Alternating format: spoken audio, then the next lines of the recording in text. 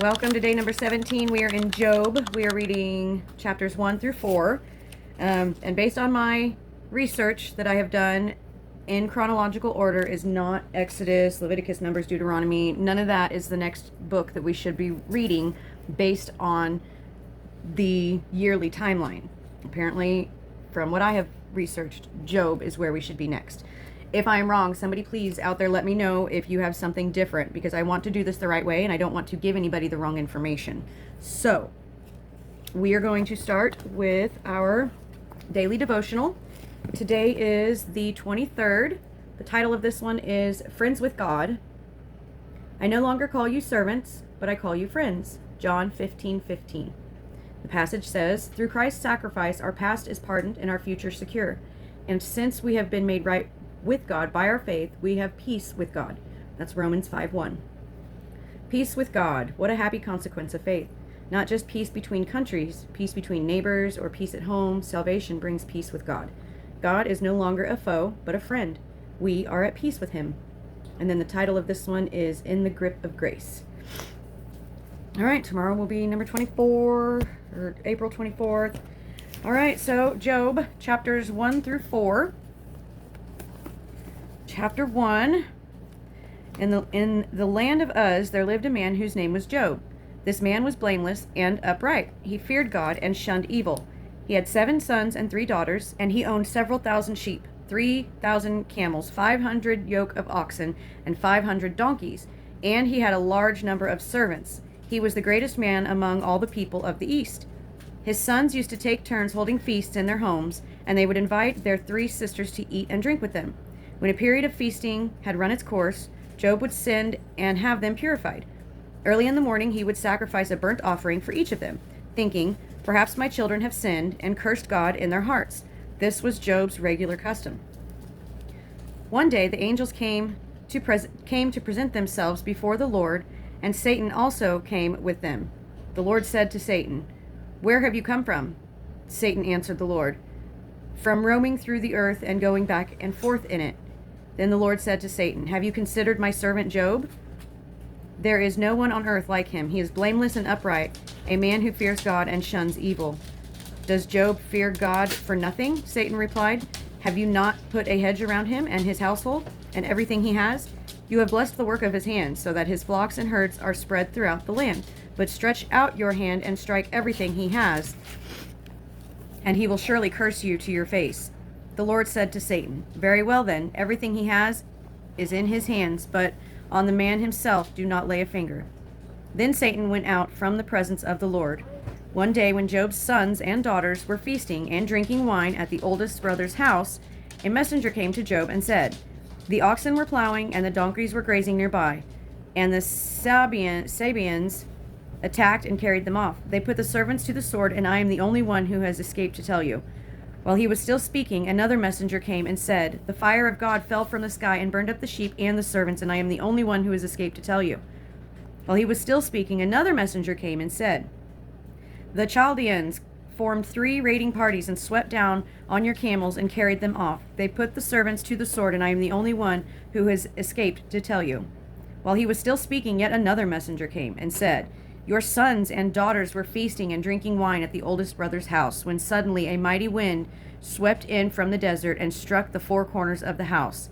It collapsed on them, and they are dead, and I am the only one who has escaped to tell you.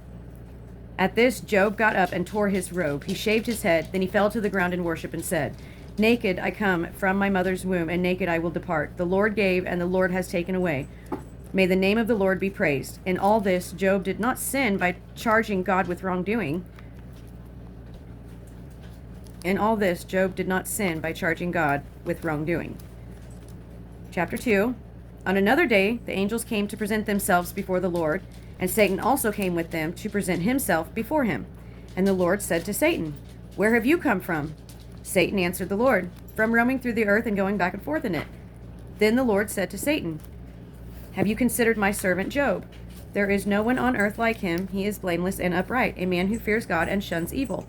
And he still maintains his integrity, though you incited me against him to ruin him without any reason. Skin for skin, Satan replied.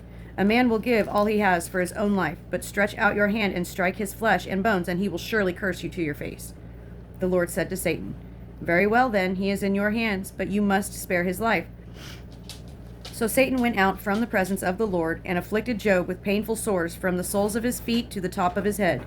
Then Job took a piece of broken pottery and scraped himself with it as he sat among the ashes.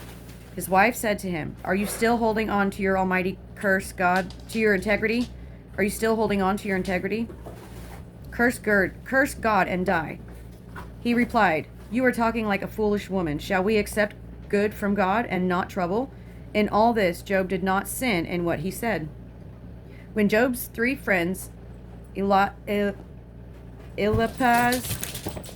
the Temanite, Bildad the Shuhite, and Zophar the Naamathite, heard about all the troubles that had come upon him, they set out from their homes and met together by agreement to go and sympathize with him and comfort him.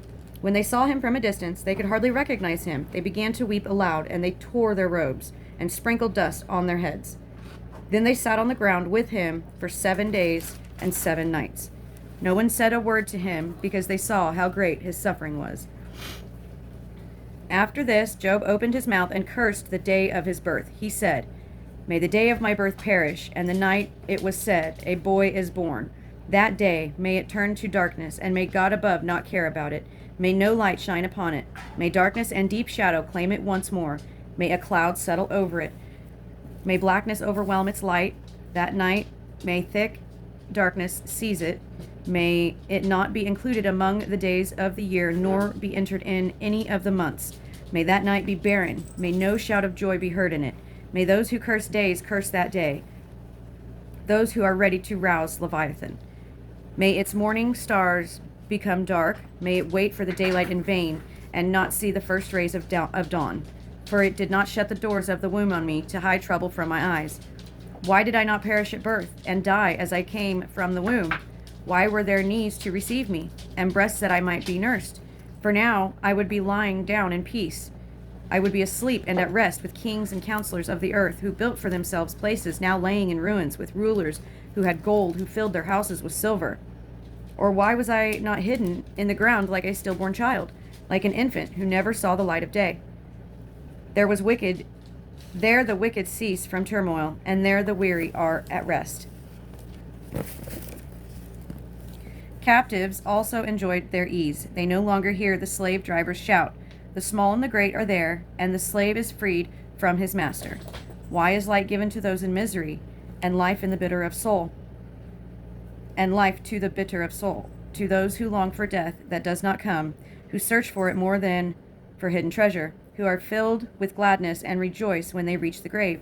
Why is life given to a man whose way is hidden, whom God has hedged in? For sighting comes to me instead of food. My groans pour out like water. What I feared has come upon me. What I dreaded has happened to me. I have no peace, no quietness. I have no rest, but only turmoil. Then Eliphaz the Temanite replied, If someone ventures a word with you, will you be impatient? But who can keep from speaking? Think how you have instructed many, how you have strengthened feeble hands. Your words have supported those who stumbled. You have strengthened faltered knees. You have strengthened faltering knees, but now trouble comes to you, and you are discouraged. It strikes you, and you are dismayed.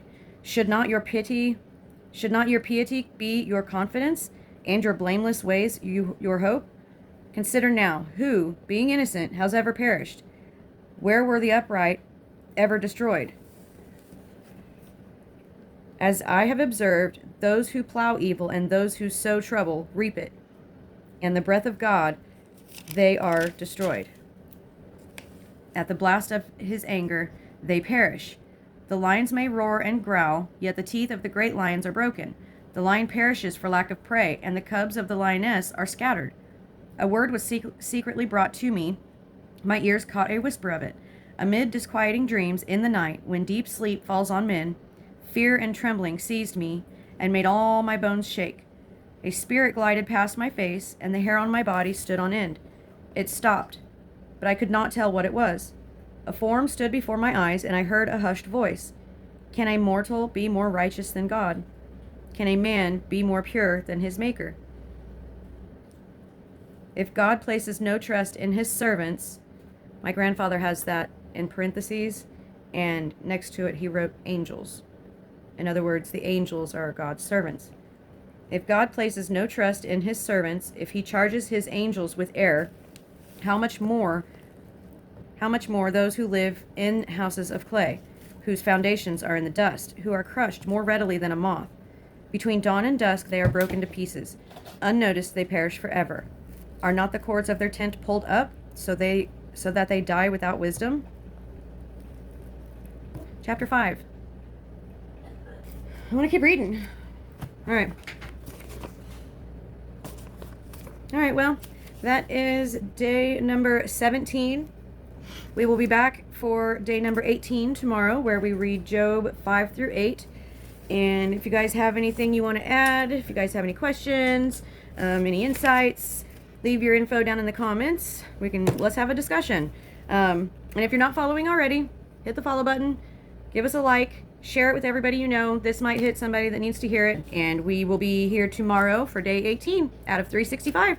Otherwise, have a good night. Love you guys. Bye. Mwah.